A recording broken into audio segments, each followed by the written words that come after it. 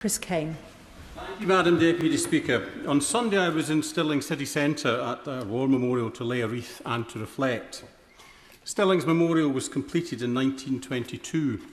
692 names were recorded on the monument in that first year, and behind every name is a story of a life lived and a life given to war. Today I want to talk about three of the names, but I want to start with a woman I have no doubt was in the crowd the day the memorial was unveiled.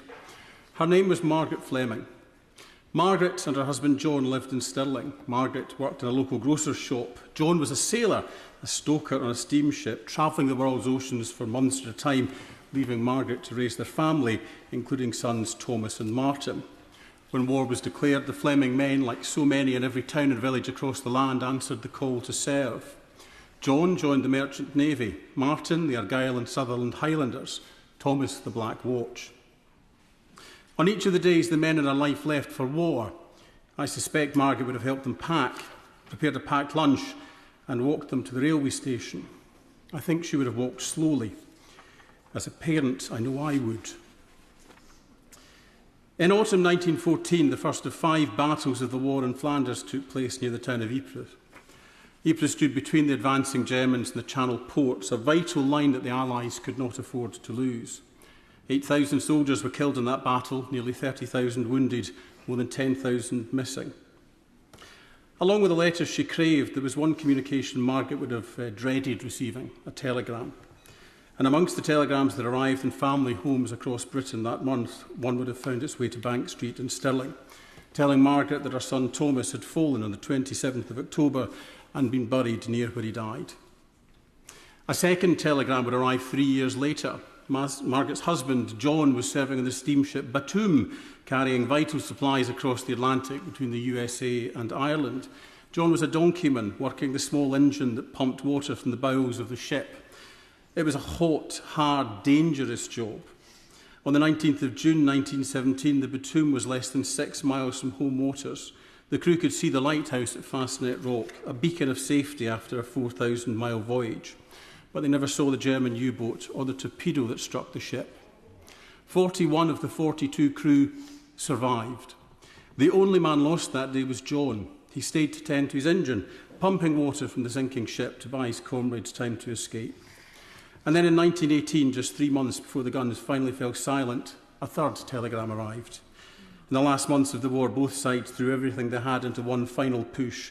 1 million men were lost. In August alone, 80,000 fell. One of them was Martin Fleming, killed in Flanders on the 10th of August 1918.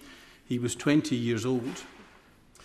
Margaret had lost her husband and her oldest son and her youngest son. For those gathered at the memorial in that first year, it was a deeply personal experience for each of the parents and wives and children.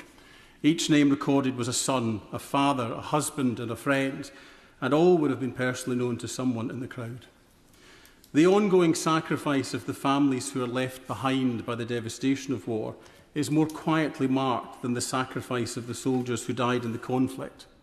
But we must remember the lives lost in war and the lives lived on with the pain of loss to war. At the unveiling in Stirling, Margaret would have stood before the memorial and the names of her husband and sons. 3 men she had loved and lost to war.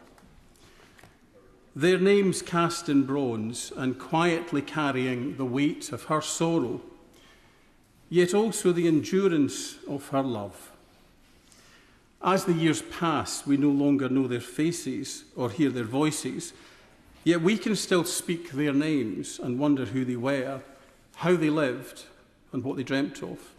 And in that wondering, in the act of remembrance, we keep them present in the life of our communities today.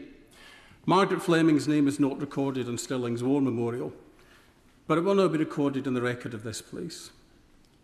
At the unveiling, Stirling's provost spoke of his mingled feelings of grief and pride. Time dampens grief, yet deepens pride.